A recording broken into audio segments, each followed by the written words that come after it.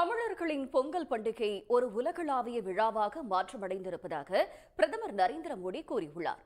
டெல்லியில் நடைபெற்ற பொங்கல் சிறப்பு விழாவில் பங்கேற்ற பிரதமர் பொங்கல் பானையில் அரிசியிட்டு கொண்டாட்டங்களை தொடங்கி வைத்தார்.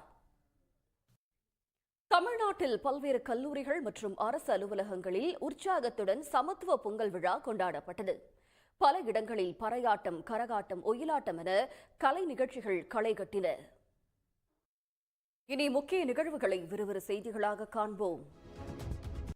செய்திகளில் தொடர்வது சிறிய இடைவேளை. வணக்கம், இது FIR. நாட்டின் பல்வேறு இடங்களில் நிகழ்ந்த குற்றங்கள் மற்றும் அதன் பின்னணி பற்றிய தொகுப்புகளை இப்போது பார்க்கலாம்.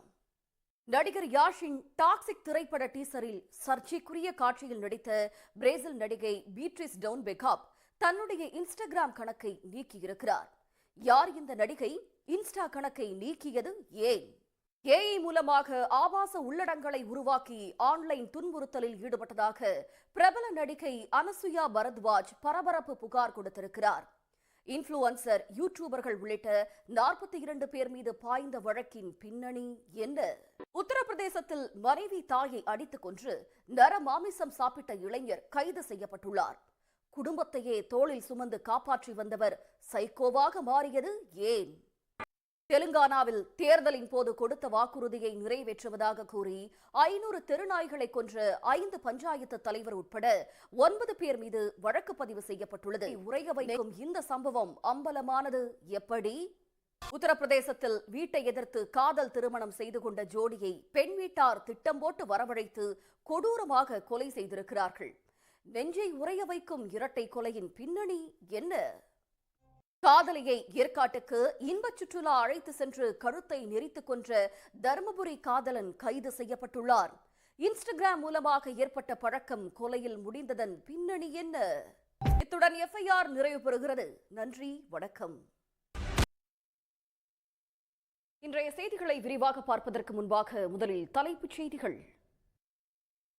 2026 ஆண்டுக்கான சென்னை சங்கமம் நம்ம ஊர் திருவிழாவை முதலமைச்சர் மு க ஸ்டாலின் பறை இசைத்து தொடங்கி வைத்தார். அந்த காட்சிகளை பார்க்கலாம். பொங்கல் பண்டிகையை கொண்டாட மக்கள் சொந்த ஊர் செல்வதால் GST சாலையில் கடும் போக்குவரத்து நெரிசல் காணப்படுகிறது.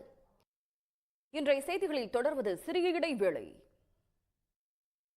எல்லாருக்கும் எல்லாம் என்ற சமத்துவ நிலையை அடைய திராவிட மாடல் ஆட்சி செயல்படுவதாக தெரிவித்திருக்கும் முதலமைச்சர் ஆரோக்கிய அரசியலை முன்னெடுக்கும் திராவிட மாடல் 2.0 தொடர மக்கள் முடிவெடுத்து விட்டார்கள் என்று கூறியிருக்கிறார்.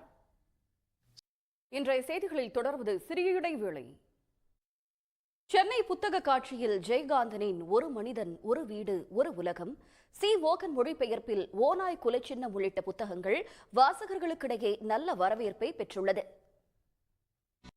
தமிழ்நாட்டின் முக்கிய நிகழ்வுகளை எக்ஸ்பிரஸ் செய்திகளாக பார்க்கலாம்.